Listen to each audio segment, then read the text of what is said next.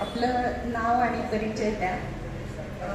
सामाजिक न्याय आणि सबलीकरण मंत्रालय, भारत सरकार, वसुंधरा कृषी वाहिनी आणि कम्युनिटी रेडिओ असोसिएशन यांच्या वतीनं ह्याच अव्ययता सन्मान ज्येष्ठांचा हा कार्यक्रम प्रसारित केला जातो. या कार्यक्रमाबाबत आपलं मत काय? आता आपण समाजामध्ये बघतोय की सध्या ज्येष्ठ नागरिकांचं सोबत एकटेपणा बराचसा अनुभवायला मिळतो. काही कुटुंबामध्ये त्यांच्याशी गैरवर्तन देखील केलं जाते.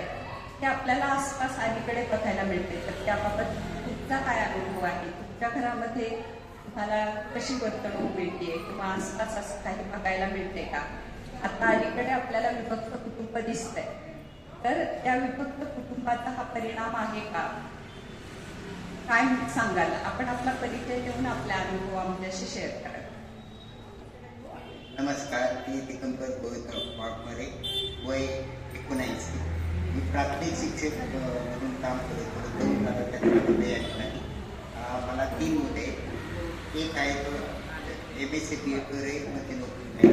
दुसरा MA BEd आहे, तो शिक्षक आहे. तिसरा जो आहे ते MSc LLM पण न्यायाधीश आहे. फक्त एकत्र कुटुंब पद्धती आहे, पण तो काय होतो, मोठा मुलगा राजगुरू नगरला, दुसरा चित्तूरला, तिसरा पातळीला असल्यामुळे एकत्र कुटुंब पद्धतीचा मला अभिमान आहे. आणि त्यामध्ये आम्हाला अनुभव चांगला आहे.